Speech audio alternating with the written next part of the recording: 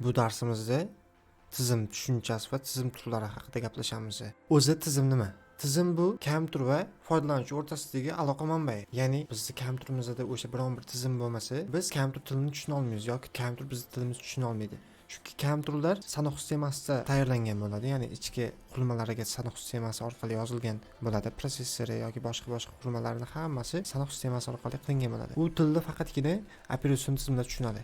Ya'ni biron bir tizim, operatsion tizimmi yoki bo'lmasa MacOSmi, Linuxmi o'shada tushunadi. Biz uni tushuna olmaymiz. Shuning uchun ham bizga bu o'rtadagi vositachi tizim bo'ladi. O'zi umuman olganda tizimlar juda ham ko'p. Biz foydalanmoqchi bo'lsak juda ham ko'p asli tizimlar. Lekin asosan hozir men sizlarga tarqalganlari haqida ozgina ma'lumot berib o'taman. Eng avvalo bizda hayotimiz davomida foydalanib kelayotgan bu Windows tizimi. Bu hech qanday kompyuter tanlamaydi. Hamma kompyuterga tushaveradi. Keyingi esa MacOS.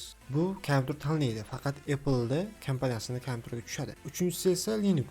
Linux ham kompyuter tanlamaydi. Linuxda faqatgina asosan konsolda ishlanadi. Bu xuddi Windowsga o'xshagan virtual emas, ya'ni grafichniy emas.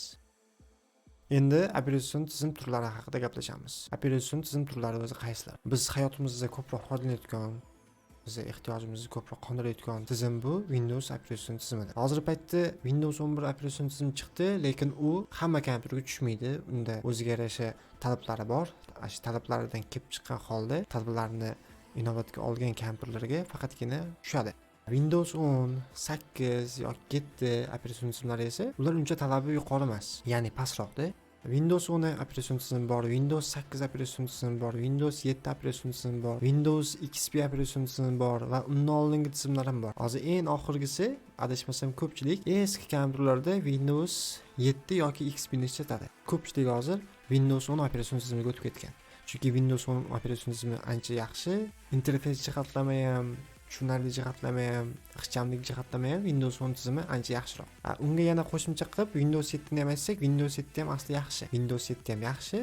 Nima uchun hozir ko'pchilik Windows 7 ni o'rnatmayapti? Sababi hozir Windows operatsion tizimining asoschilari, ya'ni Microsoft Windows 7 ni qo'llab-quvvatlashni to'xtatgan. Lekin yaqinda yangilik bo'lganda Windows 10 ni ham qo'llab-quvvatlashni to'xtatgandi. Shunga qaramay Windows'ni ishlashda davom etmoqda. Faqatgina yangilangan versiyalar chiqmaydi. Siz bemalol eski versiyalardan foydalansangiz bo'ladi. Undan keyin esa server bilan ishlash uchun Windows Server operatsion tizimi mavjud.